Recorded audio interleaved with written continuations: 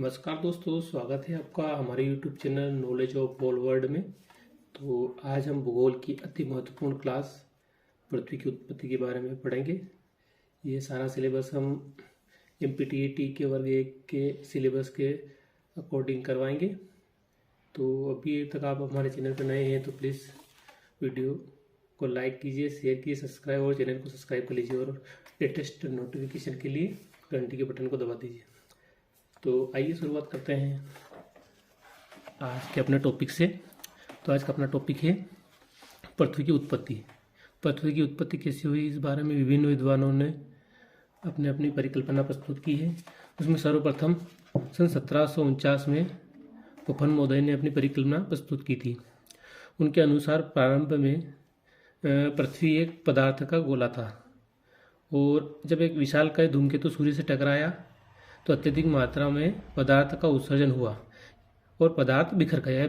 यह बिखरा हुआ पदार्थ ही संगठित होकर ग्रहों के रूप में परिवर्तित हो गया। मित्रों, जब ये पदार्थ विखंडित हुआ तो ये संगठन हो गया। पहले प्रारंभ में ये गैसीय और गर्म अवस्था में था, बाद में ये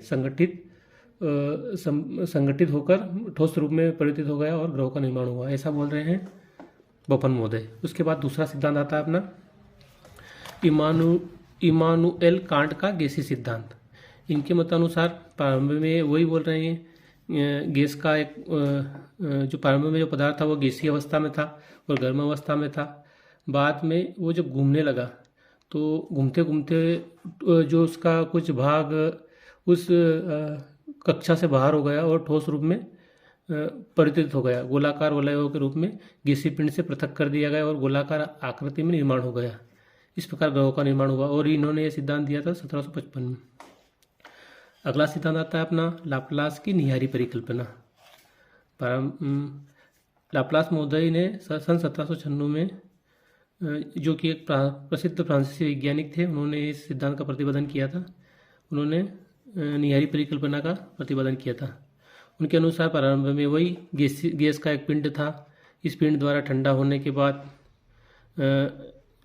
के बाद जब इसकी परिभ्रमण गति चालू हुई तो जो मूल गुरुत्वाकर्षण था उसके विपरीत दिशा में परिभ्रमण गति चालू हो गई। मतलब जो ये साफ देख लीजिए,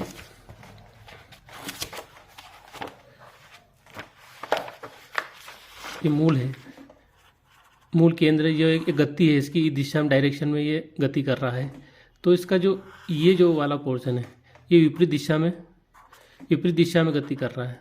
इससे क्या होगा कि जो इसके जो कुछ हिस्से वो बिखर कर दूर हो जाएंगे अलग अलग, यहाँ से मूल पदार्थ से अलग हो गए और इस प्रकार से ये ग्रहों का निर्माण हुआ। इसका उदाहरण है कि जो हमारे वरुण और शनि ग्रह हैं, जो सभी ग्रह एक ही डायरेक्शन में घूमते हैं और वो विपरीत दिशा में घूमते हैं। ठीक है। अगली थ्योरी अपने चेम्बरलिन तथा मोल्टन की ग्रहाणु परिकल्पना। चेम्बरलिन तथा मोल्टन महोदय ने सन 1900 में ये ग्रहाणु परिकल्पना प्रतिपादित की थी। पहले सूर्य ने अपने उच्च तापमान के कारण गर्म पदार्थों को हजारों किलोमीटर दूर तक प्रक्षेपित किया, मतलब फैलाया, और जिनको सुप्त सौर ज्वालाएं कहा गया है। दूसरी निहारिका ने सूर्य के पास गुजर तो है गुरुत्वाकर्षण द्वारा कुछ मात्रा प्रक्षेपित कर ली, अपनी ओर आकर्षित कर ली, जिसके परिणाम स्वरूप प्रक्षेपित पदार्थ सूर्य के बजाय दूसरी निहारिका के परिकल्पना करने लगे। प्रारंभ में माना गया कि जो सूर्य, जो कि एक तारे का मूल था, उसके पास से एक निहारिका और निकली। तो जो पदार्थ था वो सूर्य का जो मूल पदार्थ था उससे विखंडित होकर दूसरी जो एक और निहारिका पास से निकली, उसकी ओर आकर्षित हुआ और वो तो आगे निकल गया, लेकिन वो टुकड़े सूर्य से अलग होकर वहीं बिखर गए सूर्य के आसपास ही।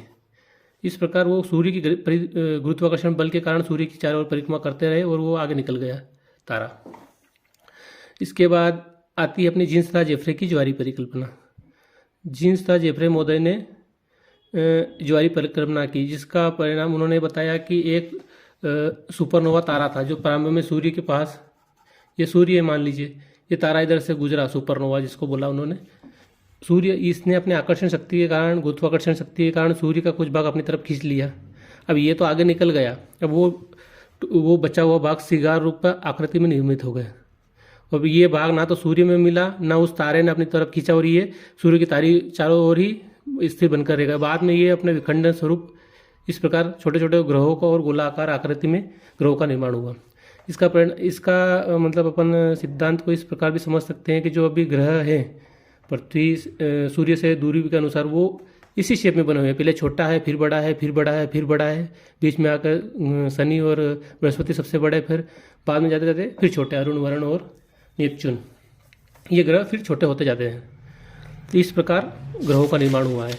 अब आधुनिक सिद्धांत क्या कहता है? आधुनिक सिद्धांत में आपने नाम सुना होगा प्रसिद्ध भौतिक विज्ञानी स्टीफन हॉकिंस का, जो हाल ही में जिनकी मृत्यु हुई है। उन्होंने अपनी पुस्तक ब्रीफ हिस्ट्री ऑफ टाइम में बिग बैंग थ्योरी का समर्थन किया है। Big bang theory. अब बिग बैंग थ्योरी क्या होती है? दोस्तों आपने एक नाम सुना होगा, जॉर्ज लेबेंथियर, जिन्होंने महाविस्फोट सिद्धांत दिया है। महाविस्फोट सिद्धांत का मतलब होता है प्रारंभ में जो पृथ्वी, जो ग्रह, सब, सूर्य जो भी है, ये प्रारंभ में एक मटर के दाने जितने बराबर थे। अब इनमें इस दाने में महाविस्फोट हुआ।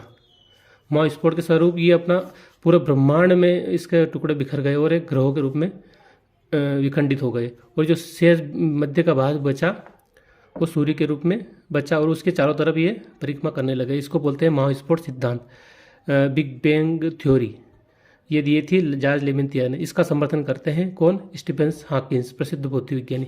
तो मित्र, ये थी कुछ प्रमुख पृथ्वी की उत्पत्ति संबंधी परिकल्पनाएं, सिद्धांत बोल लीजिए, परिकल्पना बोल लीजिए, क्योंकि इनको साबित करने का कोई पैमाना नहीं है। अपने अपने हिसाब से उन्होंने बनाया है, और जो भी मौजूद में जो भी इनको चीज़ दिखती है उसके अकॉर्डिंग ये बना लेते हैं कि ऐसा हुआ होगा, ऐसा हुआ होगा। तो धन्यवाद मित्रों। कैसी लगी आपको ये क्लास? कमेंट करके ज़रूर बताइए। जय हिंद, जय भारत।